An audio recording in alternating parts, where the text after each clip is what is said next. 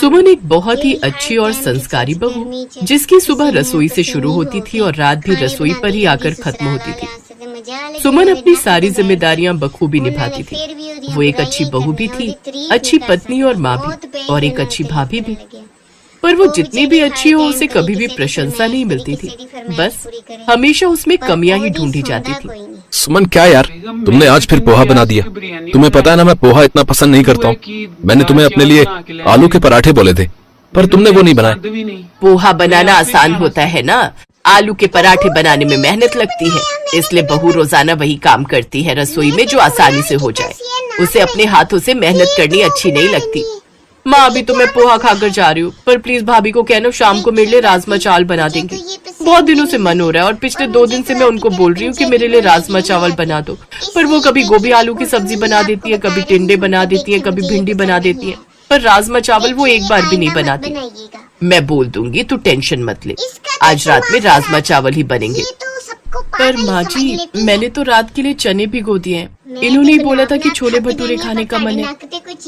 एक काम करो ना, मेरे लिए छोले बना लो, गरिमा के लिए थोड़े से राजमा बना दो।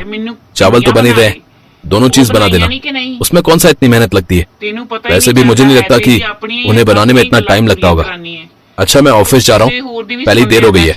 अभी तुमने आज लंच में मुझे क्या पैक करके दिया है? भिंडी की सब्जी, आपने कल रात को बोला था। हाँ हाँ, ठीक है, सही किया। कम से कम तुमने ये काम तो ठीक किया। ये मैं क्या सुन रहा हूँ बहू, तुमने भिंडी की सब्जी बनाई है और मैंने 1 हफ्ते से जो करेले लाकर दिए हुए हैं वो तुमने अभी तक नहीं बनाए। बाबूजी, करेले बिल्कुल खराब थे, मैंने फेंक दिए, ठीक नहीं थे। खराब निकले थे? पर मैं तो जो है बहुत बढ़िया करेले लेकर आया था। क्या पता खराब बोलकर ऐसे ही फेंक दिए होंगे। मेहनत तो करना चाहती नहीं है बहू, रसोई के कामों से न जाने से क्या तकलीफ होती है। ऐसी कोई बात नहीं है माँ जी, मैं झूठ क्यों बोलूंगी। बाबूजी ने कल मुझे कटहल बोला था बनाने के लिए, मैंने बनाया था ना, और वो तो कितना मुश्किल है काटना, फिर भी मैंने पूरी मेहनत के साथ कटहल को काटा भी और बनाया भी। आप फालतू में मेरे ऊपर झूठे इल्जाम लगा रहे हो। आप सबको क्या लगता है कि मैं कुछ नहीं करती और रसोई में मैं काम से जी चुराती हूँ? तो ठीक है, आज से मैं रसोई में हड़ताल करती हूँ। मैं रसोई में कुछ नहीं बनाऊंगी। जिसको जो खाना है बनाना है खुद बना ले, पर मैं कोई हेल्प नहीं करूंगी, रसोई में घुसूंगी तक नहीं। हाँ हाँ, कर दे हड़ताल, हम खुद बना लेंगे। तुम्हारे रसोई में जाने न जाने से कोई फर्क नहीं पड़ता। मैं तो जो है अपने दोस्त श्यामलाल के घर जा रहा हूँ। उसके घर करेले की सब्जी बनी है। हाँ, अभी अभी फोन आया था। आज मैं दोपहर में वही रोटियाँ खाऊंगा। हाँ। सुमन के ससुर अपने दोस्त के घर चले गए। सास को लगा कि सुमन ने गुस्से में बोल दिया है। शाम को अपने आप ही रसोई में जाएगी और रात का खाना बनाने लगेगी, पर ऐसा कुछ भी नहीं हुआ। मम्मी, बहुत तेज भूख लगी है। आप तो मुझे डेली रात को जल्दी डिनर दे देते हो, पर आज आपने कुछ भी नहीं बनाया। पिंकी बेटा, आज का डिनर मैं नहीं बनाऊंगी। देखो घर में कौन डिनर बना रहा है, जो बनेगा वही खा लेना।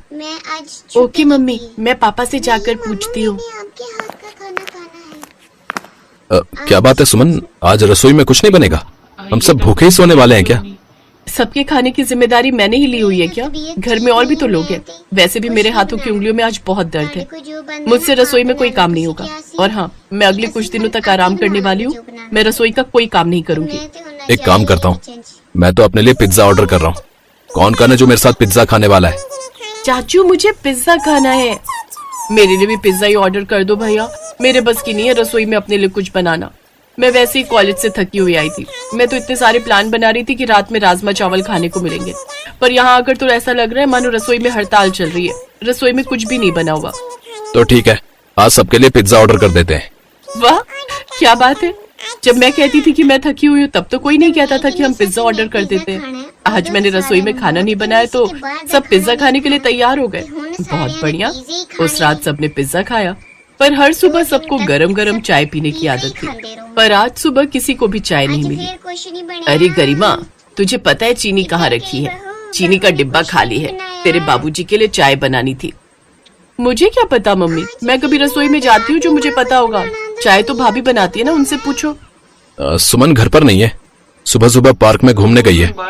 बताओ तो, रसोई के काम छोड़कर अब वो महारानी घूमने में लगी हुई है। मोहित, जा बाजार से चीनी और दूध लेकर आ, तेरे बाबूजी के लिए चाय बनानी है। क्यों? दूध तो सुबह आ जाता है ना। आ जाता है, पर हमेशा सुमन ही दूध लेती है। मुझे लगता है दूध वाला घंटी बजाकर चला गया। हम में से किसी की भी आंख नहीं खुली। सुमन के रसोई में हड़ताल करने से घर में हर कोई परेशान हो रहा था। कोई नहीं था जो रसोई में जाकर खाना बनाने को तैयार हो जाए। सुमन को टेंशन तो थी कि घर में सब परेशान हो रहे हैं, पर वो ये चाहती थी कि उसकी कदर हो, उसके महत्व को समझा जाए, घर में सबको उसकी अहमियत हो। और शायद अब घर में सबको महसूस होने लगा था कि सुमन के बिना पूरा घर बिखर रहा है। बिमला पिछले 2 दिन से कुछ ढंग का नहीं खाया। बच्चे जो है बाजार का कुछ न कुछ मंगवाते रहते हैं। मेरा पेट जो है गड़बड़ हो रहा है। सुमन बहू मेरे लिए लौकी, टिंडे, तोरी और बाकी हल्की दालें बना दिया करती थी। अब जिसको देखो कभी पिज्जा, कभी बर्गर, कभी चाउमीन, कभी भटूरे छोले, पता नहीं कुछ ना कुछ बाजार से आता ही रहता है। न गरिमा कोई खाना बनाती है ढंग से, ना ही तुम बनाती हो। तुम तो जानते ही हो, जब से सुमन बहू आई है मैं तो रसोई में काम करना भूल ही गई हूँ। सुमन मुझे कोई काम ही नहीं करने देती थी। सुनो जी, मुझे तो लगता है हमने अपनी बहू के साथ बहुत अन्याय किया है। हमने अपनी बहू को कभी महत्व नहीं दिया, हमेशा उसे ताने ही सुनाए हैं। सुमन रसोई में सारा दिन काम करती है, सबकी पसंद का ख्याल रखते हुए सबके लिए अच्छा अच्छा खाना भी बनाती है, और हम कभी भी उसकी प्रशंसा ही नहीं करते, हमेशा उसकी कमियां ही निकालते रहते हैं। गलती तो हम सबसे हुई है, हम सब सुमन से माफी मांगेंगे। मम्मी, आप शायद ठीक कह रहे हो। भाभी रसोई में सबके लिए कुछ न कुछ अच्छा बनाती रहती है। अब तो मैं और गरिमा भी बाजार का खाकर थक गए। मैं तो भाभी को सॉरी बोल रहा हूँ और उनसे रिक्वेस्ट करूंगा कि वो रसोई की हड़ताल खत्म कर दें। और आगे से मैंने तो सोच लिया है, मैं खुद भाभी की हेल्प किया करूंगा। वो बेचारी अकेली लगी रहती है। आप ठीक कह रहे हैं भैया, मैं भी भाभी की हेल्प किया करूंगी, पर अभी तो भाभी हम सबसे नाराज है। और मेरा तो कल जन्मदिन है। हर साल भाभी मेरे जन्मदिन पर मेरे लिए मेरी पसंद की छेना की मिठाई बनाती है। इस बार मेरा जन्मदिन भी रह जाएगा। बुआ, मम्मी रसोई में मिठाई ही बना रही हैं। उन्होंने कहा है कि कल आपका जन्मदिन है। पिंकी की बात सुनकर सब हैरान रह जाते हैं और सीधा रसोई की तरफ दौड़ते हैं। सुमन रसोई में अपनी प्यारी ननद गरिमा के लिए छेना की मिठाई बना रही थी, और साथ में सुमन ने और भी बहुत सारे पकवान बनाए थे। ऐसा लग रहा था मानो घर में फिर से रौनक आ गई है और रसोई फिर से चहकने लगी है। उस दिन के बाद सबने अपने व्यवहार को बदल लिया और सबकी नजरों